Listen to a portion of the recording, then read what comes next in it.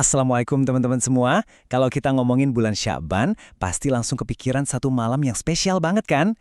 Apalagi buat kita yang di lingkungan Nahdliyin, malam nisfu Sya'ban itu wah rame banget. Nah, di bahasan kali ini kita bakal kupas tuntas nih soal amaliyah-amaliyah di malam nisfu Sya'ban. Ada apa aja sih? Apa maknanya? Dan gimana ceritanya tradisi ini bisa begitu melekat? Yuk kita bedah bareng-bareng. Langsung aja ke pertanyaan utamanya nih. Sebenarnya, amalan-amalan yang biasa kita lihat ini tuh, apakah ini malam yang penuh berkah dengan tuntunan yang jelas, atau lebih ke tradisi yang udah jadi bagian dari budaya kita? Ini nih yang sering jadi perdebatan.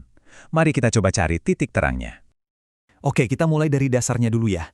Emang, apa sih yang bikin malam nisfu Sya'ban ini jadi begitu istimewa? Kalau secara bahasa, nisfu Sya'ban itu gampang banget artinya, pertengahan bulan Sya'ban. Ya, pas tanggal 15 Hijriah. Simpel, dan karena hitungan hari dalam kalender Hijriah itu kan dimulai dari maghrib, makanya ibadah dan kemeriahannya ya dimulai pas malam hari. Terus, kenapa malam ini dianggap spesial banget? Nah, ada beberapa poin penting nih. Katanya, ini tuh malam di mana catatan amal kita selama setahun diangkat ke langit. Semacam rapor tahunan spiritual kita gitu loh.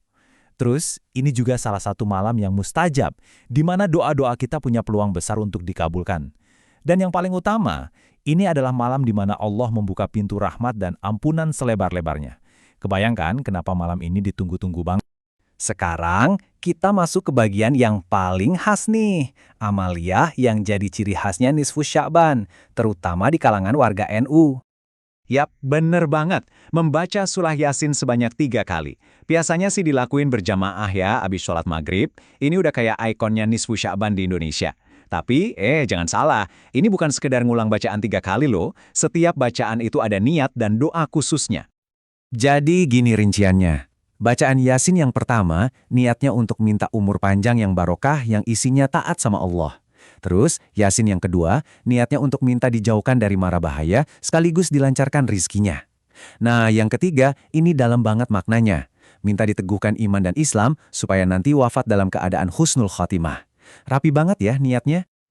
Oke, sampai sini mungkin ada dari kita yang mulai bertanya-tanya.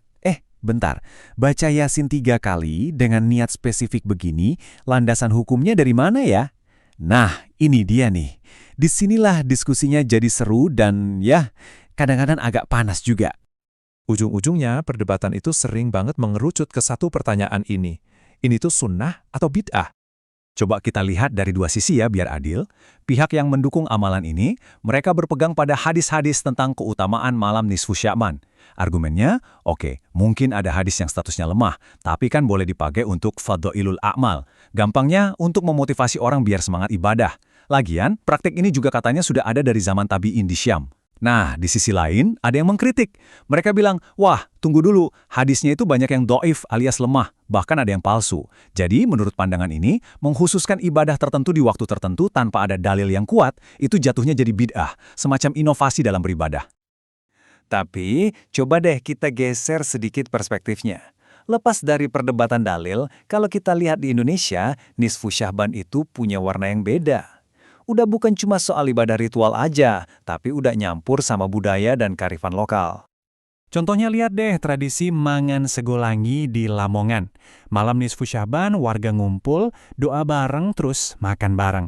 Ini kan bukan lagi cuma soal ibadah vertikal ke Tuhan, tapi juga jadi sarana buat mempererat hubungan antar warga. Keren banget kan? Gimana ibadah dan budaya bisa saling melengkapi buat nguatin ikatan sosial. Tapi, ada satu hal yang penting banget buat kita ingat. Dengerin deh kutipan ini. Seseorang bisa rajin sholat dan puasa, tetapi jika masih memelihara permusuhan, maka ia sendiri yang menutup pintu rahmat Allah. Jelek banget kan? Artinya, sebanyak apapun ritual yang kita kerjakan, kalau hati masih kotor, masih ada dendam, ya percuma, kita sendiri yang ngeblok pintu rahmat itu. Jadi, mau kita ikut Yasinan 3 kali atau punya cara lain, inti dari malam nisfu Sya'ban itu sebetulnya adalah soal muhasabah. Ini tuh momen buat kita ngaca, introspeksi diri, tobat, dan yang paling penting, bersih-bersih hati. Buang semua dengki, buang semua benci, anggap aja ini pemanasan, semacam bersih-bersih garasi sebelum mobil mewah bernama Ramadan datang. Nah, sebagai penutup, saya mau tinggalin satu pertanyaan buat kita semua renungkan. Di luar semua ritual dan perdebatannya, pertanyaan yang sesungguhnya adalah, gimana caranya kita menjadikan malam ini sebagai momentum untuk benar-benar nyiapin hati kita, bukan cuma nyiapin jadwal bukber, untuk menyambut Ramadan. Coba kita pikirkan bareng-bareng. Terima kasih sudah menyimak.